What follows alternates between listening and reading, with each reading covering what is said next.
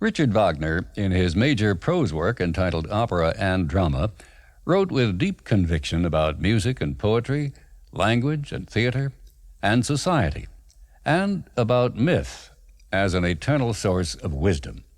He then carried out his theories powerfully, if somewhat inconsistently, in The Ring of the Nibelung, his celebrated cycle of 4 operas, or dramas, or music dramas. He used all 3 terms and more, and was satisfied with none of them, and I'll cheerfully follow his example. This is Peter Allen with Part 2 of the series Talking About the Ring, produced by the Metropolitan Opera Guild, in which we take up Die Walküre, which is how Wagner pronounced it with the accent on the first syllable. Die Walküre is the second drama of the cycle, a cycle based mainly on the myths of Northern Europe and of Greece. Those 2 treasure houses of wonderful tales impressed Wagner profoundly, not only as a storyteller, but in his unending concern with the influence of art on society. But while some of the relationships between the characters in The Ring have important echoes of Greek myth, the characters themselves are drawn largely from German and Scandinavian myth.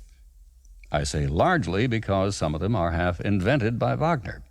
The Nibelungs and the various sources on which Wagner drew were either demonic dwarfs who owned a fabled hoard of gold, or simply warriors led by the legendary German hero Siegfried, or soldiers of the historical kings of Burgundy. Or consider the changes Wagner made in the story of how the shining castle Valhalla came to be built. In the first opera of the cycle, Das Rheingold, 2 giants, the brothers Fafner and Fasold, built Valhalla for Wotan, the ruler of the gods. The solemn contract called for the giants to receive as payment Freya, the goddess of youth and love.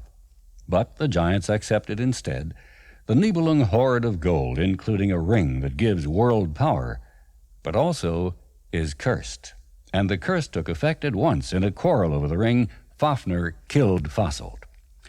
But in one of Wagner's sources, a medieval Icelandic collection of myths called the Prose Edda, one giant, and as such an enemy of the gods, disguises himself as a builder and offers to erect a castle in return for not only the goddess Freya, but also the sun and the moon. The god Loki, Wagner's Loge, persuades the gods to make that contract because it has a clause with a seemingly impossible condition that the castle must be completed by the first day of summer, or the payment will be forfeited. But the builder has a marvelous horse that drags huge blocks of stone, and it becomes likely that the deadline will be met. The gods are furious with Loki and threaten him with an evil death. So Loki changes himself into a mare and seduces the horse, preventing it from bringing stone. The contract is not fulfilled, and in addition, the god Thor, Wagner's Donner, realizes the builder is an enemy and slays him with his hammer. No gold, no ring, no curse. Wagner added those from other sources.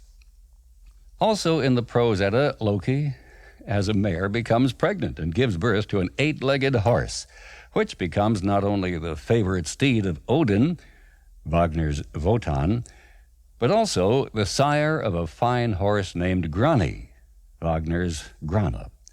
And Wagner also changed the horse's master. In the second major source, the Volsunga Saga, Grani is the horse of the hero Sigurd, Wagner's Siegfried. But in The Ring, Grana is the battle horse of Brünnhilde.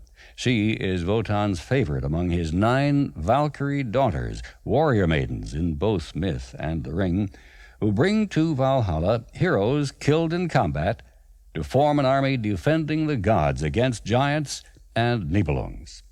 In the Prose Edda, every day the Valkyries serve these heroes a feast with the flesh of a great boar that is reborn every night. Their drink is mead from a prodigious goat. Now, in the first act of Die Walküre, all 3 characters are mortal. Well, 2 of them, Siegmund and his twin sister, Sieglinde, are children of a mortal woman, and Wotan, although we don't know that fact at first, and neither do the twins. Wotan, as their father, used the name Welse. a name we won't hear until late in the first act. But Siegmund and Sieglinde, although separated since childhood, do know they are the children of Wälse. No, they are Volsungs. In English, the Volsungs of the Volsunga saga. In that saga, there are several generations between the god and the twins, but Wagner tightens the relationship and so helps give the story a new emotional intensity and a remarkable unity. Especially remarkable, despite some flaws, since he drew on even more sources than just Northern and Greek myth. For instance, in Das Rheingold, Loge tricked Alberich, the king of the Nibelung dwarfs, into changing himself first into a dragon and then a toad that was easily captured, and with it the ring. That trick comes from the French fairy tale Puss in Boots, the cat who tricks an ogre into changing into a lion and then to a rat that was easily eaten. Wagner made still another change that is crucial to the moral and dramatic significance of the entire cycle. He added the idea that to gain power, one must give up love. Das Rheingold began as the Nibelung Alberich, furious over being teased and frustrated by the Rhine maidens, gave up love so that he could seize the Rheingold and make from it the all-powerful ring. Then, when Loge tricked him out of it, Alberich pronounced his deadly curse. Now, the German writer Paul Becker long ago asserted that Wagner took from an opera he conducted as a young man both the idea of a choice between love and power and an important musical motif. The opera was Hans Heiling by Marschner. Heiling is king of the gnomes who sing of their treasure in the red glow of an underground cavern, which anticipates the red glow of the underground cavern in Das Rheingold. Heiling does just the opposite of Alberich. He renounces his crown for love. But it would be more than brave to say how consciously Wagner had Heiling in mind in writing The Ring. At the time of the premiere of Hans Heiling, Wagner was already writing his first complete opera, Die Feen, The Fairies, in which there is a choice between love and immortality. We'll come back later to the musical borrowing from Hans Heiling, but I don't think it's been suggested that Wagner borrowed from anyone his striking portraits in music of what has been called all of nature. A conductor of Wagner's time complained that wherever you open the score of Wagner's earlier opera, The Flying Dutchman, the wind blows out of it. The storm in The Dutchman rages at sea. A remarkably different storm opens Act One of Die Walküre, a tempest on land.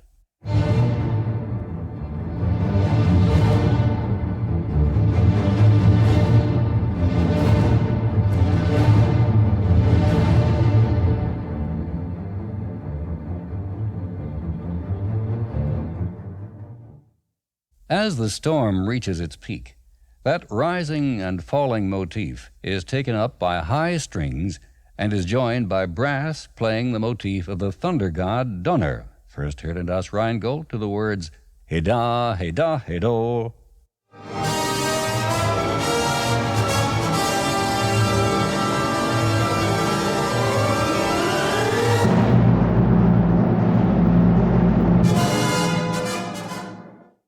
In that first statement of the storm motif,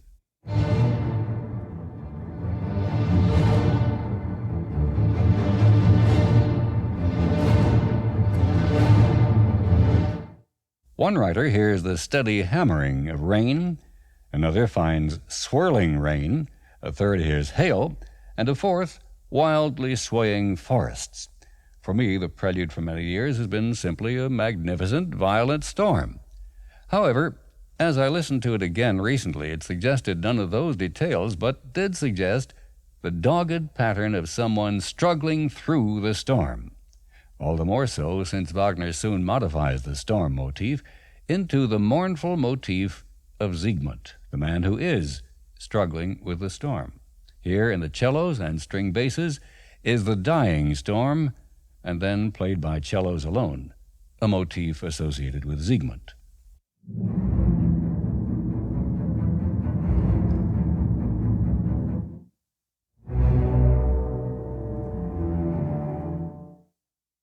The Siegmund motif is played twice at this point.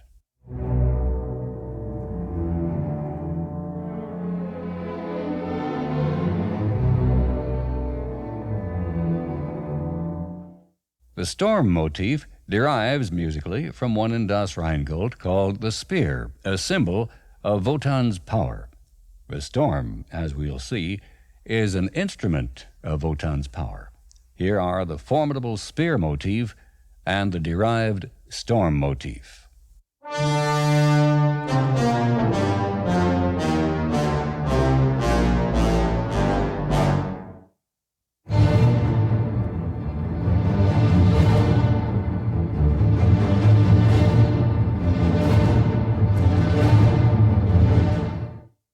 Wagner used the word leitmotif in writing only once that we know of. He wrote thousands of letters, and he was famous as a torrential talker, so he may well have said the word many times, but he often used the simpler word motif in writing about his own and other music.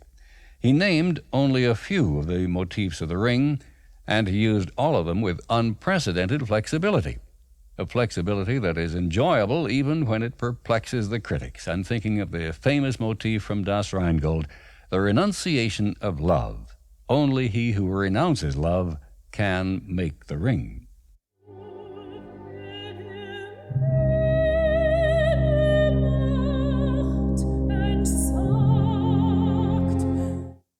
Why is that music used at a heroic, triumphant moment of Die Walküre, which we'll hear late in Act 1? The fact that there are many answers, including one from the distinguished anthropologist Claude Lévi-Strauss, suggests to me that there is no real answer. But the fact also is that generations of opera-goers have found it eminently satisfying in the theater. One critic has said it would take an extraordinary ear and mind to retain all the leitmotifs of the Ring. Yes, but it's not necessary to retain them all to richly enjoy these marvelous works, and usually it makes little difference that commentators have disagreed, sometimes slightly, sometimes not so slightly, over the naming of a given motif. For instance, here is the simple, lovely motif of Sieglinde, which is introduced, as you just heard, and then repeated higher.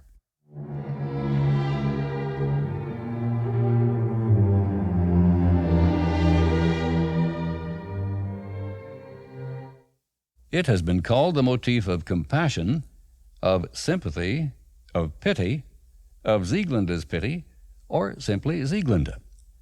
A motif we'll hear shortly after hers is one of the most important and most debated of the Ring. In other situations, especially if played rapidly, it is often called the motif of flight. But the late Derek Cook called it, I believe rightly, the main love theme of the Ring.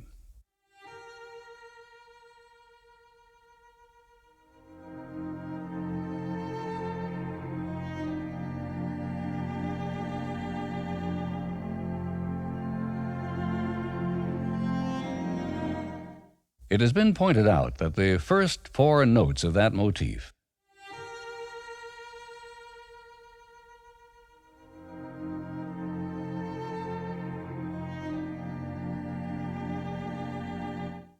although very slow, are actually the beginning of a wedding march by Felix Mendelssohn. Dum, dum, da-dum, dum, dum, dum. Was it a conscious borrowing by Wagner?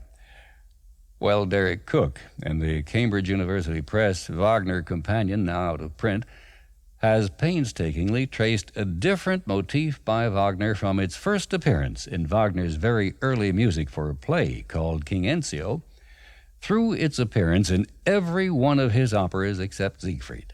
Cook concludes his essay about this almost lifelong use by Wagner of the King Enzio motif, quote, "One problem remains.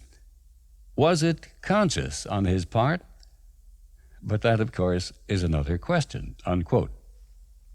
Whatever the answer to the question of borrowing from Mendelssohn, the motif that is sometimes called flight is the principal love theme of the Ring. It's followed immediately at this point in Die Walküre by another motif. In fact, the same note ends one and begins the second, but later they're heard independently. I think it will be helpful for the moment to call them simply Love Motif A and Love Motif B. Here is B.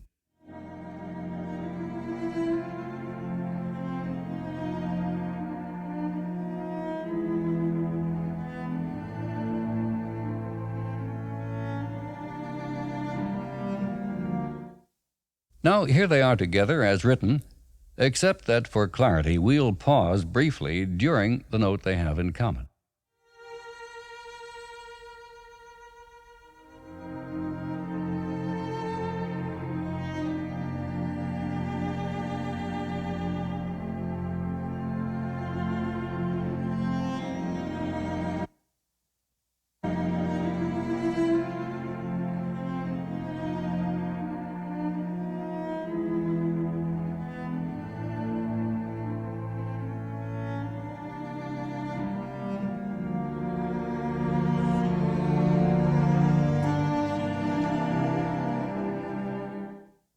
Slow instrumental passages like these are frequent in Die Walküre, and according to rehearsal notes taken at Wagner's request by a musician named Heinrich Porges, if the singers on stage will silently sing to themselves what the orchestra is playing, their facial expressions will reflect the proper psychological nuances.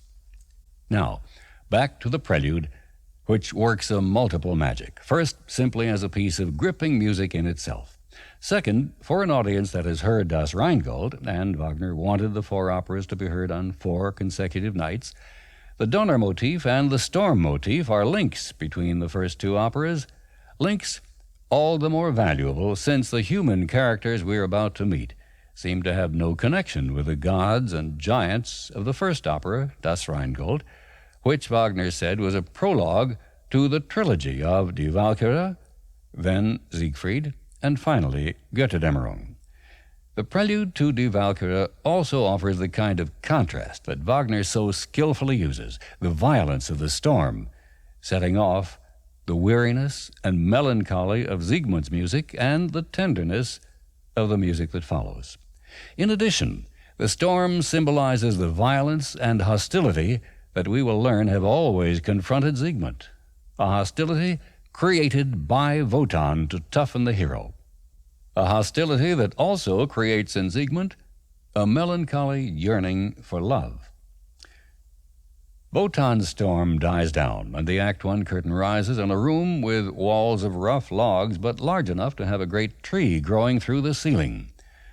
A young man, Siegmund, bursts in exhausted, glances about, the room is unknown to him, and flings himself on a bearskin in front of the hearth.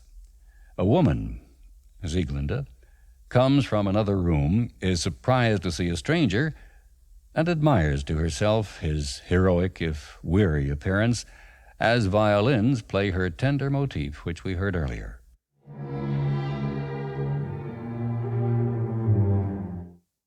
The man asks for a drink. The woman brings water. They silently look at each other, and the love themes A and B express, as Wagner's stage directions put it, their growing interest in each other.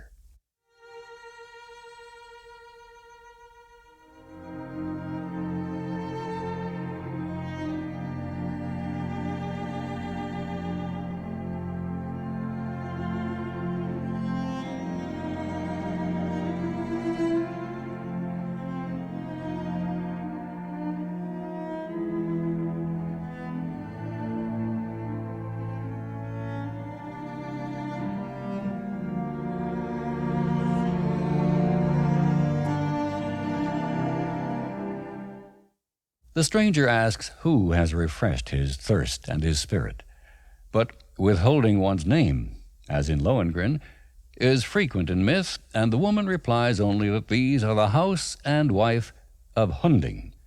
Then she learns with compassion or pity that the stranger is wounded and weaponless. He tells her he must leave because he brings bad luck wherever he goes. But she replies, "Stay, you cannot bring harm where it already is." Again they gaze at each other, as we hear twice in the lower strings the sad theme of both of them, the motif of the Welsung's woe, or Welsung's bond of sympathy, followed each time by violins with the motif of Sieglinde alone.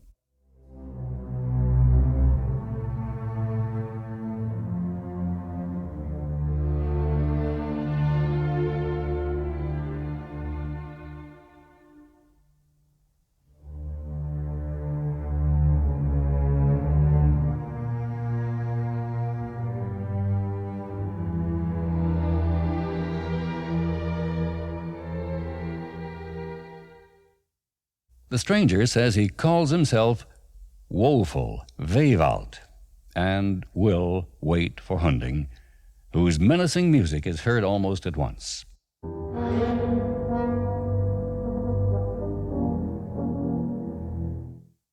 The quality of menace here has been ascribed to the so-called Wagner tubas invented by Wagner for the Ring, but as the Wagner scholar Ernest Newman pointed out, this motif sounds sinister even on the piano. Hunding enters fully armed. He quickly notices that his wife and the stranger look alike. Both have the look of a serpent about the eyes. In myth, that look meant the sign of a race of dragon slayers. Hunding orders his wife to prepare a meal for us men and questions Wewald, who says his father's name is Wolfe, Wolf, a strong and warlike man with many enemies. In northern myth, wolf symbolized enemy, and one who put on a wolfskin took on its snarling character. One day, Wewald relates, Wolf and his son returned from hunting to find their home burned down, the mother dead, and the sister gone. The orchestra, with the motif of Hunding, tells us whose work that was.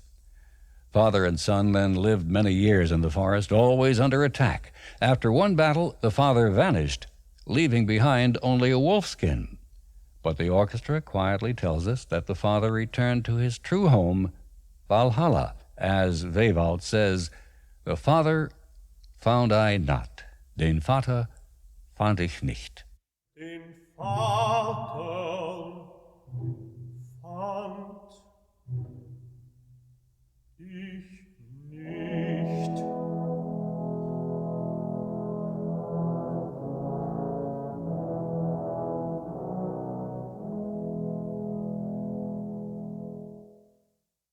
That motif can stand for either Valhalla or Wotan. After the disappearance of Wolf, his son left the forest, seeking happiness in the company of men and women, seeking love, as the clarinet tells us with theme B.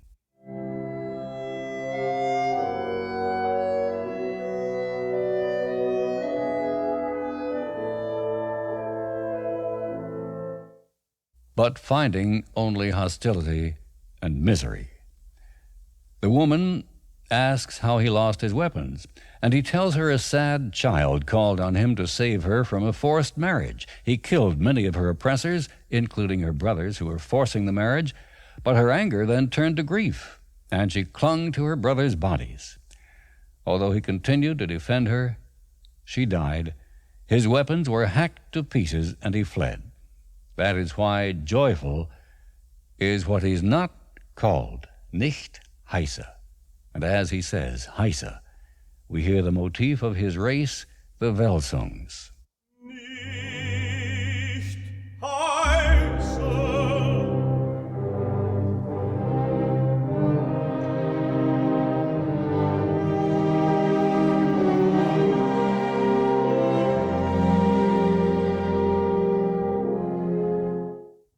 A motif sometimes called the Welsungs' heroism. Hunding then reveals that his kinsman had summoned him to that same battle, but he arrived too late, and now he finds the enemy in his own house.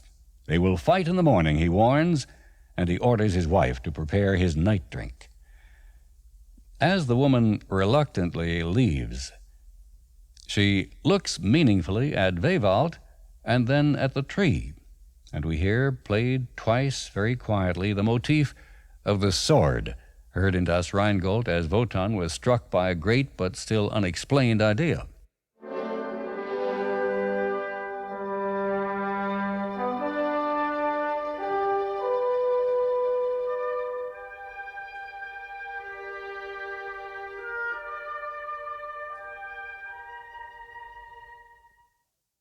Left alone, Wewald cries out, "My father promised me a sword in my hour of greatest need," and he uses not the name Wolfa, but for the first time, Welse.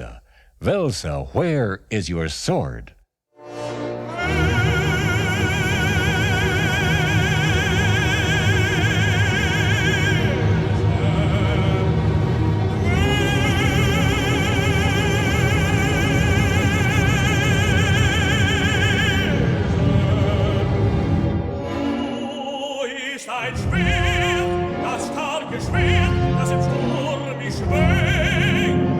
Commenting on these lines, the American critic Jack Stein relates how Wagner first described, purely theoretically in opera and drama, the extremely challenging goal of linking words to music even syllable by syllable, and then, in the Ring, largely reached that goal.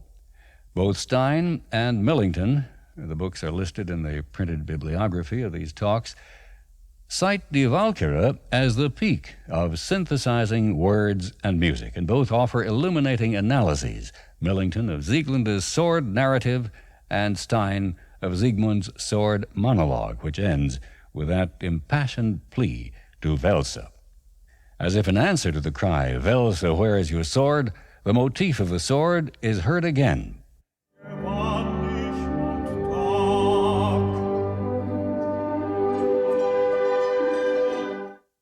The hearth fire suddenly flares up. Something glistens. Wewald can't make out what it is, but the audience sees that it is the hilt of a sword plunged into the tree. Then, both on stage and in the orchestra, the fire slowly dies down, and the room becomes dark. Quietly, the woman returns. She has given Hunding a sleeping potion and has come to tell Wewald her story. During her forced wedding to Hunding, an old man arrived who wore a broad hat pulled down where one eye is missing. He glowered at the guests, but looked tenderly at her. In both myth and the Ring, a one-eyed man is always Wotan, and the Valhalla motif identifies the old man, who thrust a sword deep into the tree. No one could pull it out, and she says she is sure who the old man was, thinking of Elsa, and whose the sword will be. If she could find that friend here, now, all her shame would be revenged, and she would take that hero in her arms. Wewald embraces her passionately. She is all he has longed for. He claims both her and the sword. Suddenly, as if in a gust of wind, the great main door flies open, revealing a glorious moonlit spring night. Wewald exclaims that winter's storms have yielded to the month of May. Winterstürme wichen dem Wonnemond. Spring has come, working wonders with lovely light and balmy breezes. Winterstürme wichen dem Wonnemond. In mildem Lichte leuchtet der Lenz. Auf linden Lüften leicht und lieblich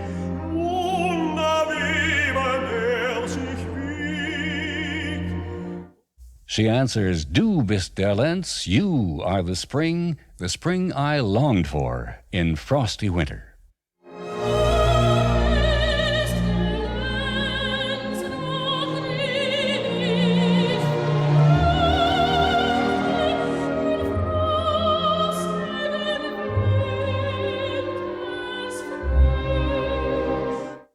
A new motif, that of rapture, is introduced with the words, "O sweetest bliss, O süßeste Wonne," from Siegmund, music then heard twice from Sieglinde.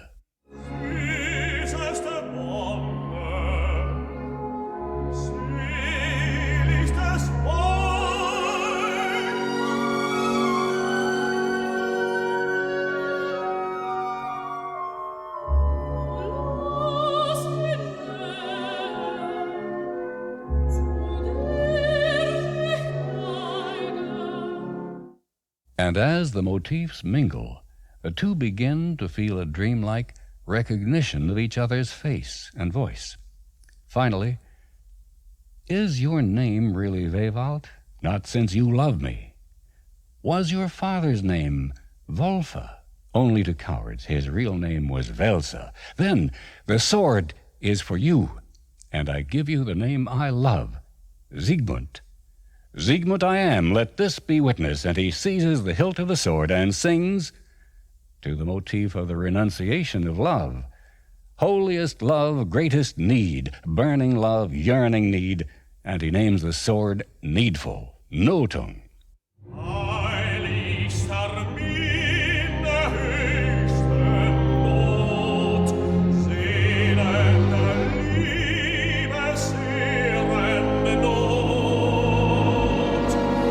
nennt mir hell in der Brust, bringt zu Tat und Tod,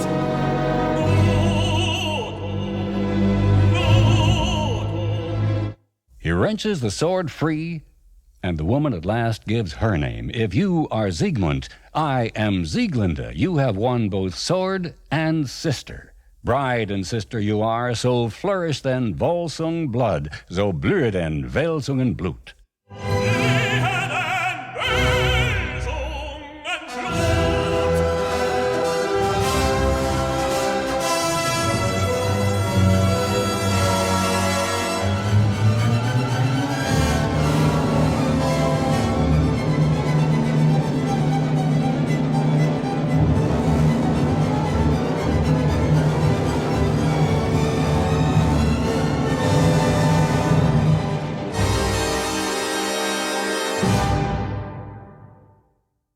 And the curtain is required to fall quickly.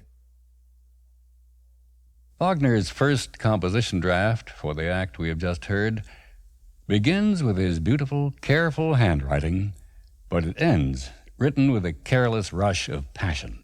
Wagner identified Siegmund and Sieglinde with himself and Matilda Wesendonck, the wife of a wealthy man who was Wagner's early great benefactor. The manuscript of Act I is full of sets of initials standing for phrases like, "Blessed be Matilda." What must the two have felt when Act I was performed at a party for Franz Liszt, with the fabled Liszt himself at the keyboard, and Wagner himself, renowned for his unmatched interpretations of any role, as Hunding and Siegmund? As you heard, the end of Act I is a marvel of triumphant passion. Quite another marvel is the way Wagner both retains and rejects elements of the barbaric Volsunga saga. In that saga, the incest is without love. The daughter of a king is married against her will to a man who treacherously causes the murder of her father. She begets sons who prove to be not heroic enough to avenge the slaying, so she changes shapes with a witch in order to sleep with her brother, solely to produce a true, pure-blooded Volsung capable of vengeance. And the son who results is given a harsh upbringing to develop his courage. No love, no melancholy. These came from no other source. Nor in the saga is Brünnhilde the daughter of the god. She is the daughter of another king. Here, too, Wagner added an intense emotional element, the love between the god Wotan and his daughter Brünnhilde, that will bring a supreme poignancy to the final two acts of the opera. The prelude to Act II gives a new urgency to the love motifs and foreshadows the famous Ride of the Valkyries.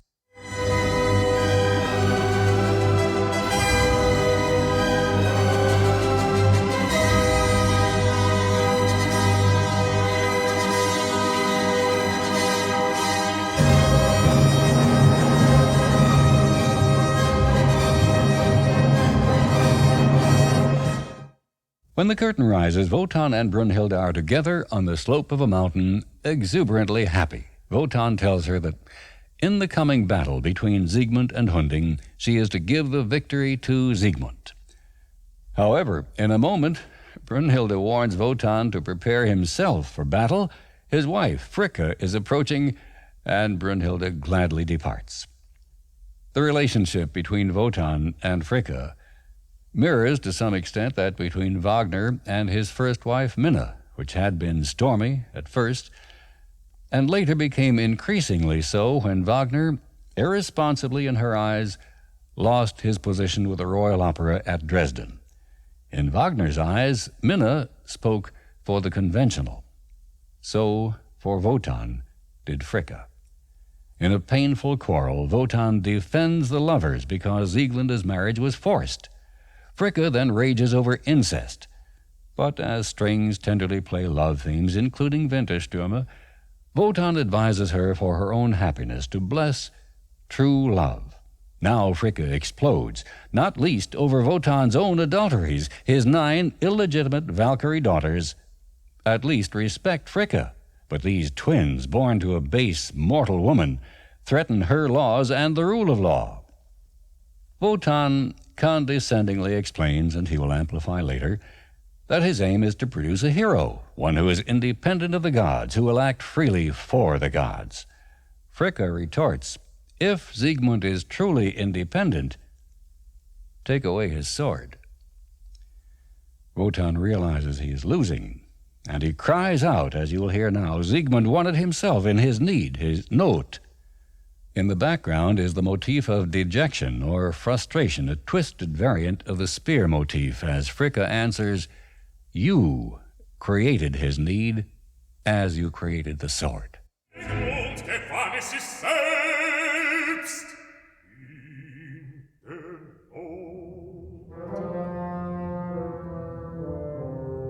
Du schufst ihm die Not, wie das leidliche Schwert. Willst du mich täuschen, wie Tag und Nacht auf den Fersen dir folgt? Wotan assents to taking away the power of the sword, but Fricka knows his ways and insists further that he bar help from Brünnhilde. She demands and gets his oath. As Fricka leaves, trombones remind us of the curse on the ring, and bassoons and others recall Wotan's frustration.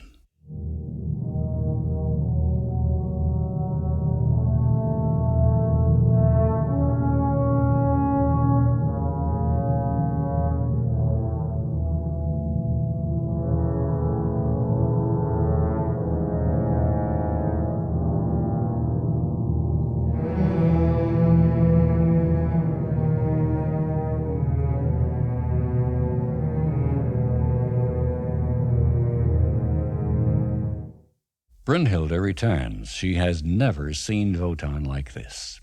A motif called Wotan's despair or revolt is heard often as he bursts out with words that Derek Cook has said are not at all impressive in themselves. The great power, Cook said, lies in the music and in its resonances with other parts of the ring. The words do speak of Wotan's pain. O sacred humiliation, O shameful sorrow, distress of the gods, endless anger, eternal grief, I am the saddest of all. Here first is the short motif of despair, or Wotan's revolt, and then the entire passage.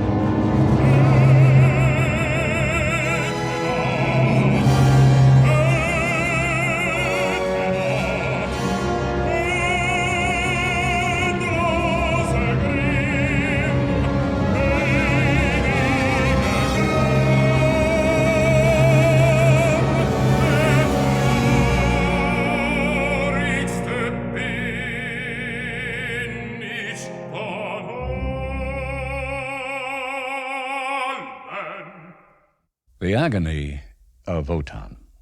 And, yes, endless anger, endloser Grimm, was sung to the motif of Du bist der Lenz, the motif also called Flight.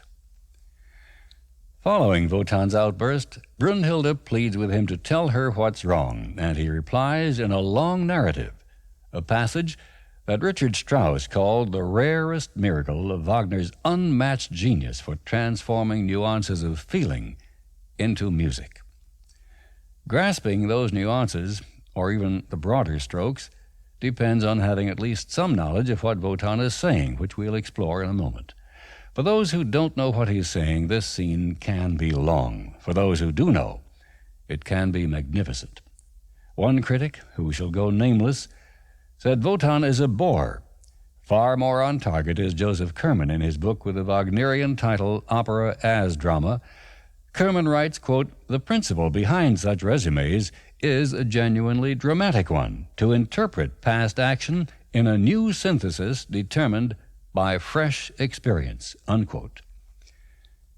Wotan now understands with profound anguish what he grasped only dimly before his encounter with Fricka. He is the prisoner of his own shameful actions. Wagner wrote to Franz Liszt that in the development of the entire Ring cycle, this was the most important scene of all. In it, Wotan tells Brünnhilde, in addition to much that we already know, how the all-knowing earth goddess, Erda,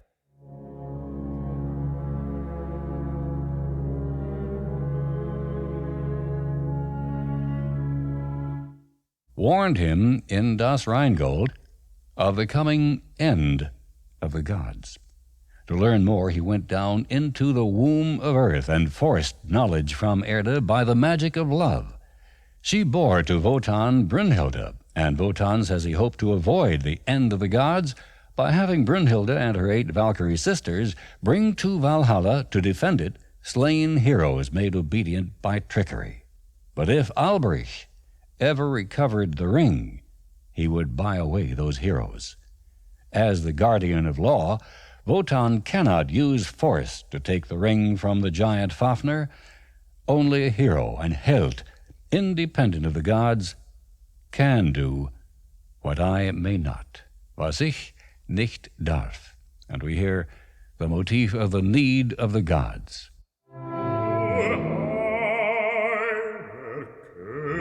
Was ich nicht darf, ein Held, dem Helden ich mich neigte, der fremd dem Gotte frei seine Gunst. And a later version of Need of the Gods.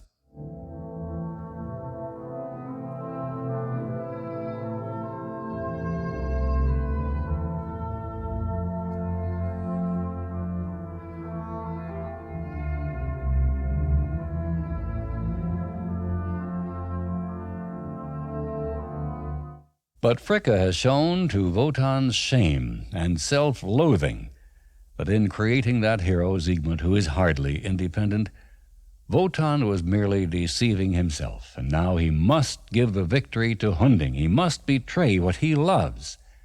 Now, all he longs for is das Ende, the end of the gods. And, he says, for that end, Alberich is planning.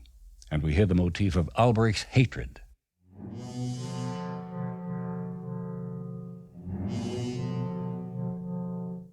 And soon after, a doomed version of the Valhalla motif.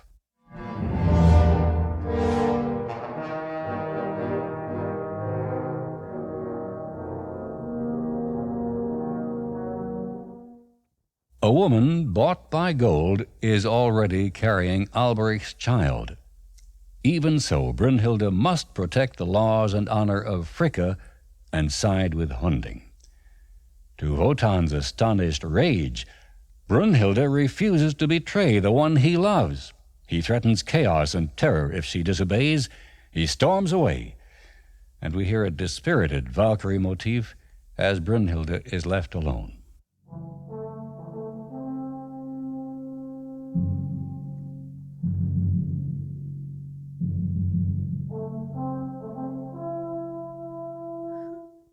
She too leaves, and the sad music of frustration gives way to the love themes, now played with the urgency of Sieglinde's hysterical flight from Hunding. Siegmund tries to reassure her as they enter, but she tells him he must leave her, as she is covered with shame. The shame of having belonged without love to Hunding. Wagner is quite clear that her shame has nothing to do with incest, and indeed in opera and drama, he defended the incest of Oedipus as having been shown in the myth not to be an offense against nature.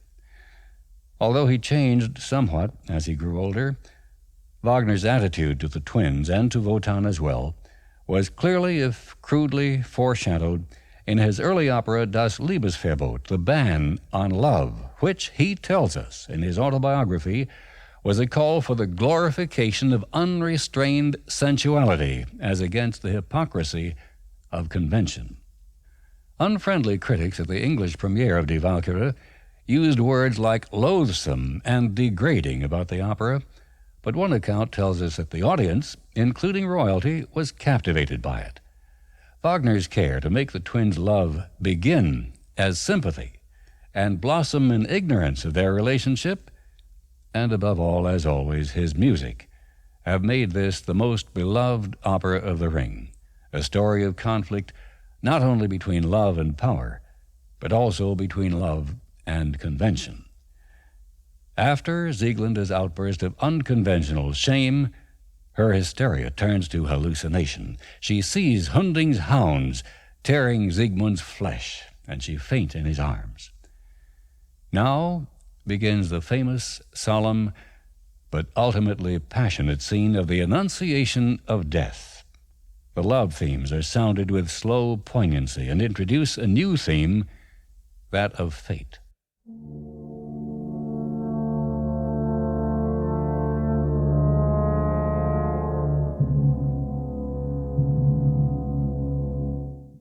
Which in turn introduces that of Brunhilde's announcement to Siegmund of death.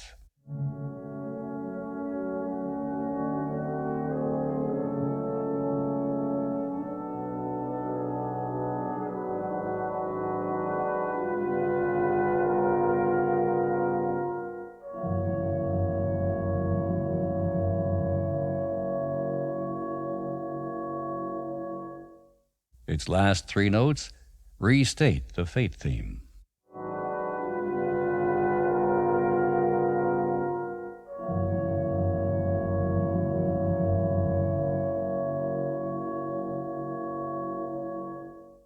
Wagner was so moved in composing Act Two that he wrote of the Annunciation of Death, "One can hardly call that composing anymore."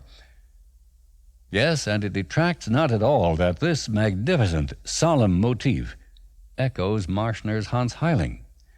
I'm reminded of Shakespeare, who took from a contemporary almost word for word the description of Cleopatra on her barge and turned rich prose into magnificent poetry. And again, whether the borrowing was conscious or not is unknown and, to me, immaterial. In the Annunciation, Brunhilde tells Siegmund he is to follow her to Valhalla. Will I find Welsa there? You will find your father. May I take Sieglinde? She must breathe on earth. Then greet Valhalla, greet Wotan, greet Welsa. I will not follow you. You have seen the searing sight of the Valkyrie. Hunding will kill you. Do you know this sword? I am promised victory. He who made it for you now decrees your death. Shame on him. If I must die, I'll go to the underworld. And Brunhilde is shaken. Does Siegmund value eternal bliss so lightly? Is this poor woman everything? Your beauty is dazzling, but your heart is hard. Don't talk of the unloving pleasures of Valhalla.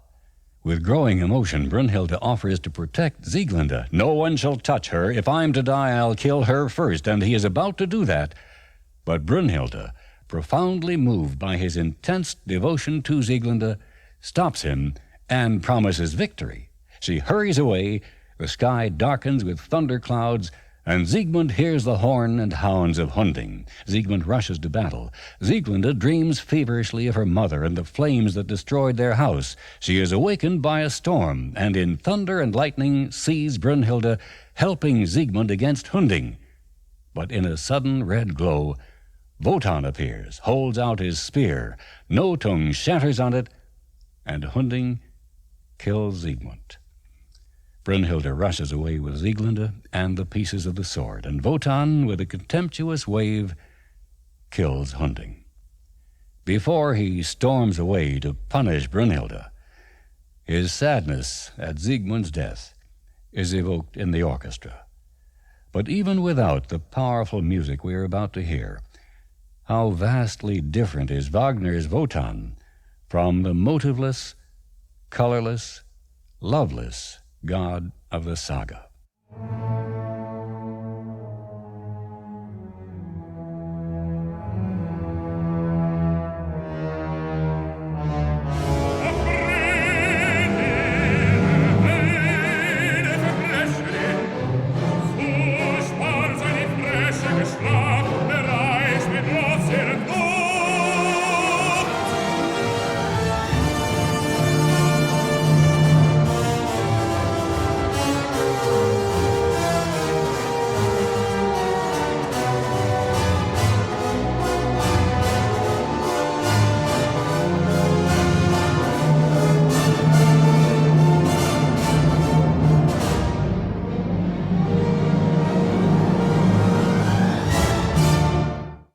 After those furious measures, the curtain falls on Act Two. I said earlier that the characters of The Ring are taken largely from Northern mythology and that some of their relationships echo Greek mythology. There are striking echoes of the myth of Prometheus, who defied the Greek god Zeus and in punishment was chained to a rock where an eagle tore perpetually at his liver. Both Prometheus and Brunhilde are children of earth goddesses, and there is no earth goddess in Northern mythology. Both earth goddesses have the gift of prophecy. The earth goddess in Das Rheingold rises only half out of the ground, as do earth goddesses on Greek vases. Both Prometheus and Brunhilde defy the leader of the gods for the benefit of someone else. Both are punished by being confined to a rock. Both are confined there by a fire god. Brunhilde says later she is bound to a rock, which is not true of her, but is of Prometheus. And she feels later as if an eagle has come to tear her flesh, which is not true of her, but is of Prometheus. Even more Prometheus parallels were cited in an article of January 9, 1976, in the London Times Literary Supplement by Hugh Lloyd-Jones. Wagner planned the performance of The Ring as a festival, like the Greek drama festivals, and he wanted his festival to have the profound social importance to the community that the Greek festivals had for their community. He wrote in Opera and Drama that a proper reading of the Oedipus myth contains a history of humanity from the beginning of society to the downfall of the state. He wrote later that the story of The Ring contains the beginning and end of the world.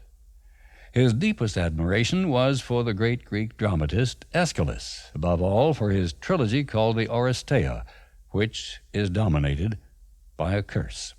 Let me add just one more parallel. Brunhilde is a spear-carrying warrior maiden who is the favorite child of the high god Wotan. Athena was a spear-carrying warrior maiden who was the favorite child of the high god Zeus.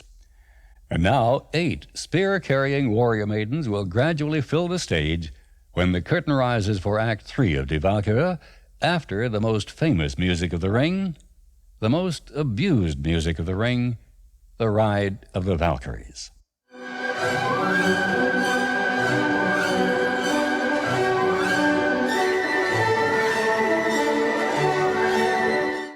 The Ride of the Valkyries has been hugely enjoyed for its excitement, knowingly praised for its technical skill, and frequently condemned as vulgar and tasteless.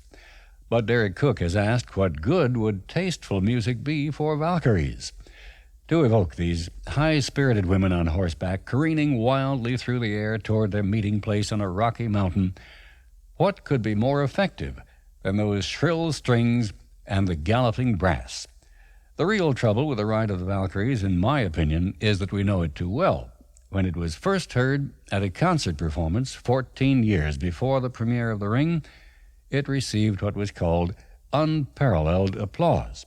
Perhaps for us today it does go on a bit long with the Valkyries' none too subtle joking about a stallion and a mare, but Cook also argues that the 8 lesser sisters are a foil for Brünnhilde. In Act 3, the 8 are happily collecting dead heroes for Wotan, and are expecting Brünnhilde to arrive with Siegmund slung from her saddle, but are astonished to see her dismount with a woman, and more astonished to learn, as Wotan's thunderstorm approaches, that Brünnhilde has disobeyed him. She begs in vain for a fresh horse for Sieglinde. Sieglinde says she would rather have died with Siegmund, and in fact asks to be killed. But she is both terrified and exalted when Brünnhilde tells her to live and flee from Wotan. She will bear Siegmund's child. The best place to hide from Wotan is near the cave of Fafnir, the giant who has turned himself into a dragon and is guarding the ring, which Wotan avoids. Brünnhilde tells Sieglinde to hurry and be brave, and we hear a glorious new theme, that of the unborn Siegfried, with Brünnhilde's words to Sieglinde, "The noblest hero in the world you cherish in your sheltering womb."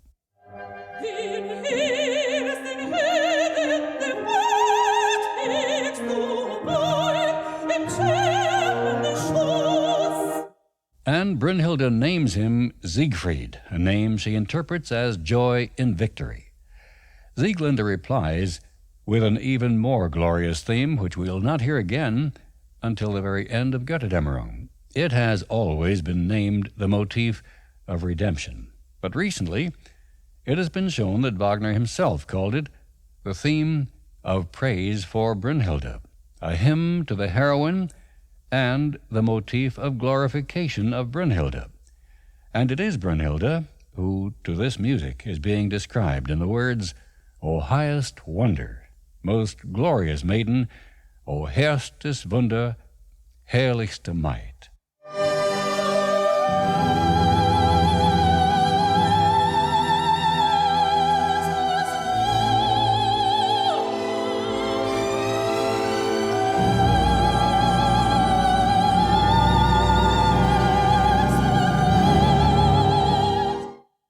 And Sieglinde flees with the pieces of the sword. Now from off stage with the furious storm motif comes the command of Wotan, "Stay where you are, Brünnhilde." She asks her sisters to protect her and calm their father, and they crowd around to hide her. Wotan arrives and rages at these soft-hearted women pleading for Brünnhilde. She knew his inmost thoughts and broke the holy bond between them. It was his wish that created her. Now she is a coward, avoiding punishment. With touching simplicity, Brünnhilde steps forward. "Here I am, Father. Order my punishment."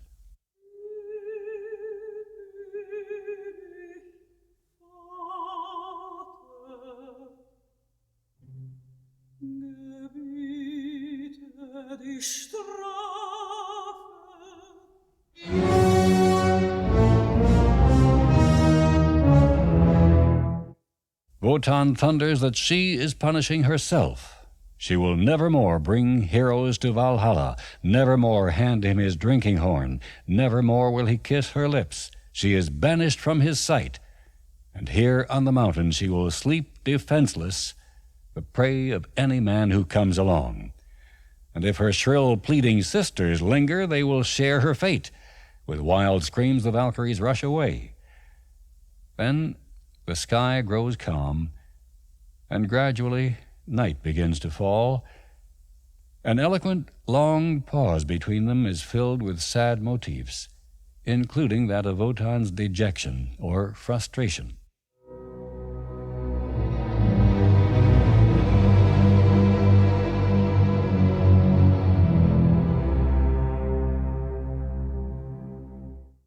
Brünnhilde pleads with her father, "Was it so shameful? War es so schmählich?" The motif of Brünnhilde's reproach, introduced by the bass clarinet.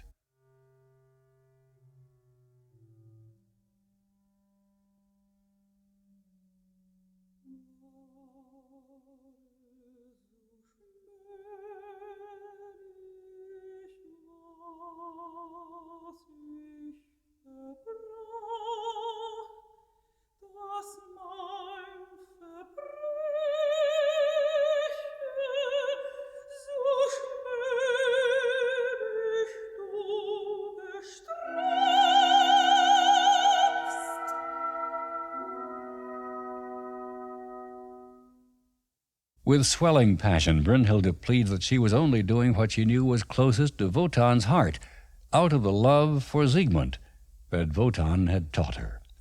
And as she approaches the peak of intensity with the words Der diese Liebe, the clarinet under Liebe begins a climactic version in the orchestra of War es so schmählich.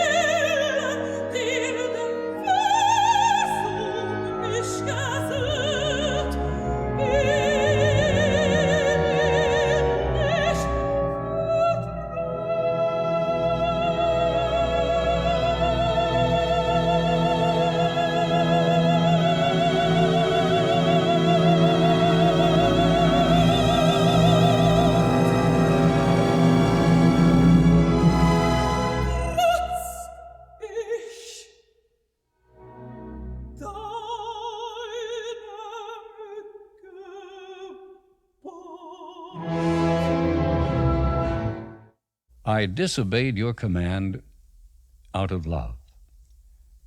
The way Brünnhilde talks to Wotan of Siegmund was one proof, said Wagner, that he was the heir of Mozart's sense of beauty.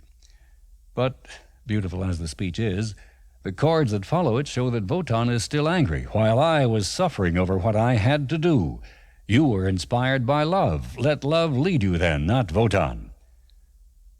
If I must belong to a man, let it be no coward to shame both you and me. And we hear the Volsung motif. Du zeugtest ein edles Geschlecht. You bred a noble race. Silence about the Volsung's race. I have given them up with you. And we hear a new motif as he condemns her to lie in deep sleep, in festen Schlaf, a magic sleep motif.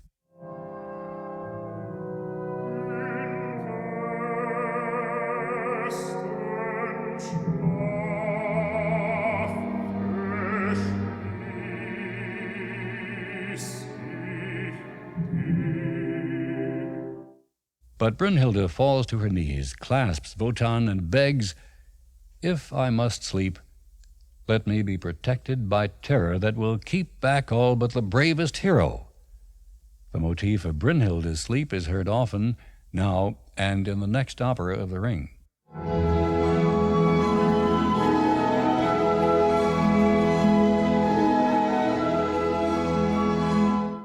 And then Brünnhilde asks, with what the score calls wild inspiration, to be surrounded by fire. Partly because this scene is so moving and powerful, it has provoked some irreverent comments. Shaw, in his famous little book, The Perfect Wagnerite, which for the most part is admiring of The Ring, tells us that the magic fire is a fraud, a mere frightening illusion by that trickster god Loge, an illusion that anyone could just walk through. Perhaps, but going through fire, illusion or not, requires a hero. Wotan finally is deeply moved. He raises the kneeling Brünnhilde, gazes into her eyes, and as the orchestra sounds her sleep motif, begins his long, magnificent farewell. Leb wohl, you brave, glorious child, leb wohl.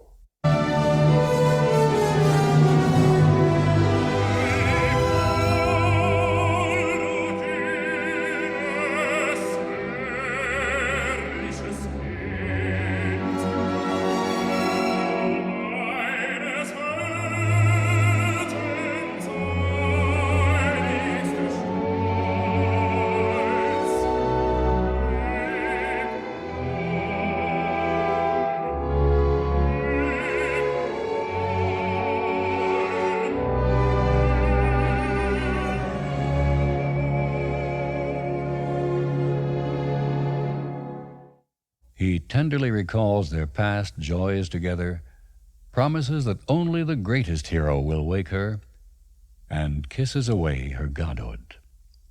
She sinks unconscious in his arms. He gently places her under the branches of a tree and covers her with her shield, all to motifs including magic sleep, Brünnhilde's sleep, the spear, and Siegfried.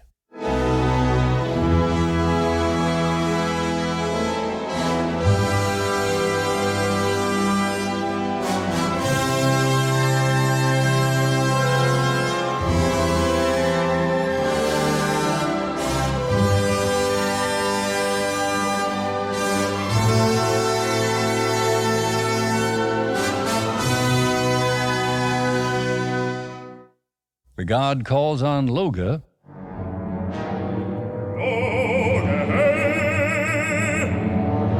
to surround the rock with fire.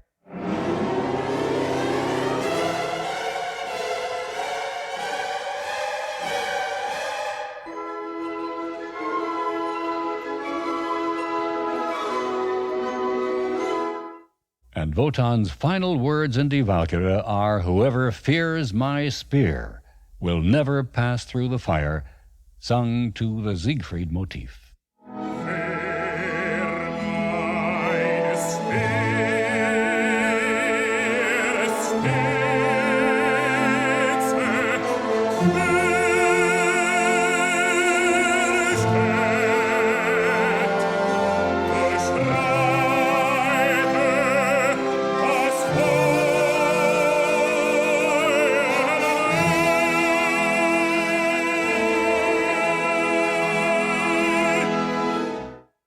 Even more irreverent than Shaw's remarks on the magic fire is the comment on the last page of a Wagner biography by Hans Gall.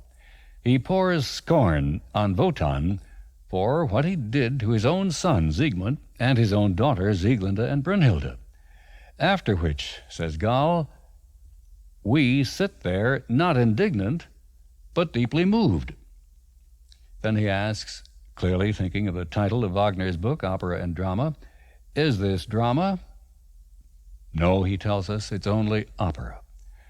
But in effect, he has already contradicted himself by saying, and here he is right, that at the end of Die Walküre we have all gone through the kind of emotional upheaval that Aristotle once defined as the effect of drama, catharsis through fear and pity. Well, Aristotle was talking about tragedy, not simply drama, and there will be more to say on opera and drama when we continue talking about The Ring with Siegfried, which, by the way, is drama but hardly tragedy. Meanwhile, as flames fill the night sky around Brünnhilde's rock, I'll leave you with what I hope you'll agree is a catharsis in the weaving together of Brünnhilde's sleep motif, the fire music, and the music of fate in the final measures of Die Walküre.